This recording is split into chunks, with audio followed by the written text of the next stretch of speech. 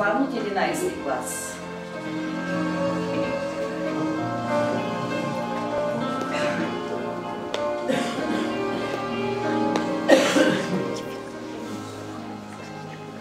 Замърсяването на въздуха е следствие основно от изгарянето на така наречените изкопаеми горива.